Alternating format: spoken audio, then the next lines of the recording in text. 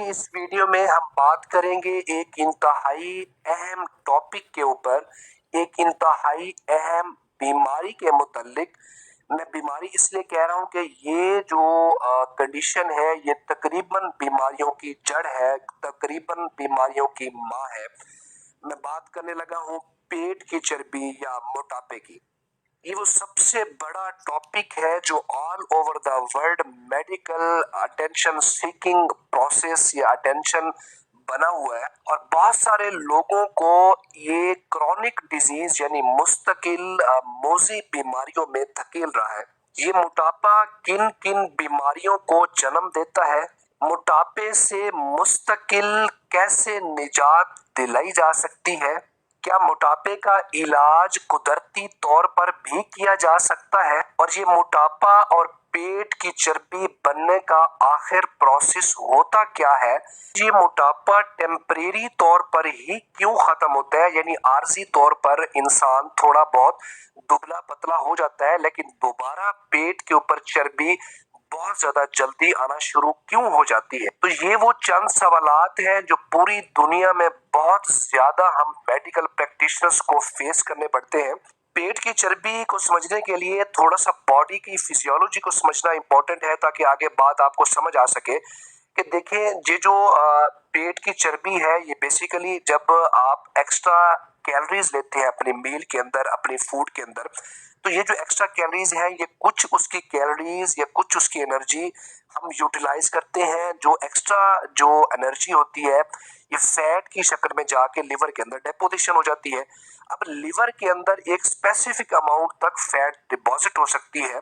उसके अलावा अगर फिर भी जो हमारी कैलोरीज या हमारी जो मील का प्रोसेस है या हमारा जो मील है बहुत ज्यादा हैवी एनर्जी उसके ज्यादा बहुत ज्यादा है, तो लिवर सैचुरेट हो जाता है, यानी उसके अंदर वो अब बंद हो जाता है, और यही जो फैट है ये स्किन के नीचे जमा होना शुरू हो जाती है और ये पेट के गिर्द जमा होना शुरू हो जाती है, जिसकी वजह से पेट की चर्बी बनना शुरू हो जाती है। तो ये नॉर्मल फिजियोलॉजी है पेट की चर्बी बनने की। इसमें दूसरी चीज जो अक्सर पूछी जाती है कि जो हमारा टेम्परेरी तौर पर एक वेट लॉस होता है तो इसका क्या प्रोसेस होता है। ये बेसिकली हमारा जो है ये वाटर लॉस होता है। जब भी आप थोड़ी बहुत डाइटिंग करते हैं यानी अपने आप को ग़िज़ाओं से बहुत ज्यादा परहेज करते हैं या फाके कुछ लोग काटते हैं,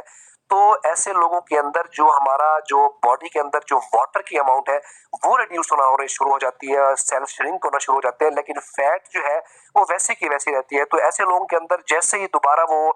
फूड शुरू करते हैं तो उसके अंदर फैट से तो पहले से मौजूद है, तो फैट की अमाउंट पहले से होने की वजह से जो चर्बी है वो उसकी जो अमाउंट है वो वैसी की वैसी रहती है और दोबारा चर्बी बनना शुरू हो जाती है। तो मुस्तकिल परमानेंट वेट लॉस के लिए आपको बिल्कुल मैं सजेस्ट नहीं करूंगा कि आप बिल्कुल अपना जो फाके काटे, यानी आप जो है डाइट को कंप्रोमाइज करें, क्योंकि जब आपकी डाइट कंप्रोमाइज होती है तो बेसिकली आपका वाटर भी लॉस होता है और साथ में जो आपका मसल की प्रोटीन है ये लॉस होती है। तो इसीलिए नेचुरल प्रोसेस के जरिए से आज हम समझेंगे कि जो पेट की चर्बी इसको कैसे हम कम कर सकते हैं। इसमें सबसे पहली जो है चीज है वो है कि आपने जो मील लेना है वो सुबह शाम लेना है, यानी सुबह आपने जो नाश्ता करना है या सुबह का खाना खाना है वो आपने बेशक ज्यादा अमाउंट में खा लेना है। उसके बाद आपने 45 मिनट तेज चहलकदमी करनी है। उसके बाद आपने जो रात का खाना है वो अपने मुतवस्सित यानी एवरेज टाइप का खाना है कि बहुत ज्यादा नहीं खाना या उसके अंदर बहुत ज्यादा कार्बोहाइड्रेट्स की जो अमाउंट है वो ज्यादा नहीं लेनी या फैट की अमाउंट ज्यादा नहीं लेनी। यानी उसके बाद भी आपने आधा घंटा 45 मिनट आहिस्ता या ब्रिस्क वॉक यानी जो तेज चहलकदमी है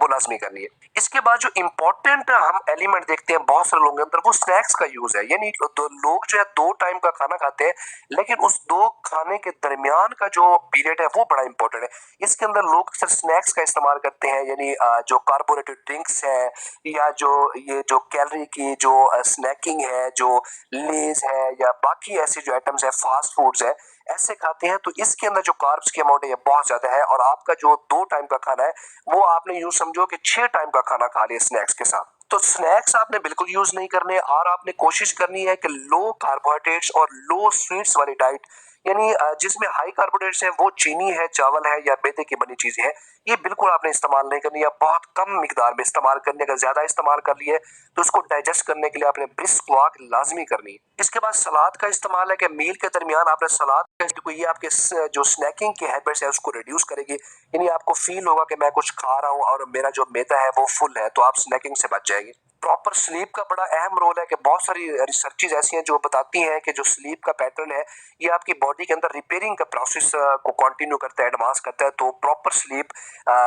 8 से 10 घंटे की जो स्लीप है ये आपने लाजमी लेनी है और टाइमली स्लीप लेनी है। इसके बाद जो खानों के अंदर घी का इस्तेमाल है ये बिल्कुल इस्तेमाल नहीं करना। ऑयल कोशिश करें, कोकोनट ऑयल है जो बेस्ट ऑयल है या एक्स्ट्रा वर्जिन ऑयल है ये इस्तेमाल करने। प्रोटीन डाइट इस्तेमाल करेंगे, मीट का इस्तेमाल है, एग्स का इस्तेमाल है ये आप ज्यादा से ज्यादा करेंगे या फिश का इस्तेमाल है ये ज्यादा कर रहे हैं। इसके बाद ग्रीन टी का भी बड़ा अच्छा रोल आता है क्योंकि ये आपके मेटाबॉलिज्म को इंक्रीज करते हैं और आपका जो वेट लॉस है, जो फैट का प्रोसेस है, बर्निंग फैट का प्रोसेस है वो उसको इंप्रूव करता है और आपकी जो पेट की चर्बी है उसको रिड्यूस करने में हेल्प करती है। इसके साथ साथ कुछ बेली की एक्सरसाइजेज है वो जो आने वाली वीडियोस है उसके अंदर मैं बताऊंगा कि कुछ ऐसी स्पेसिफिक एक्सरसाइज करके भी अपना जो आप बेली की जो चर्बी है इसको आप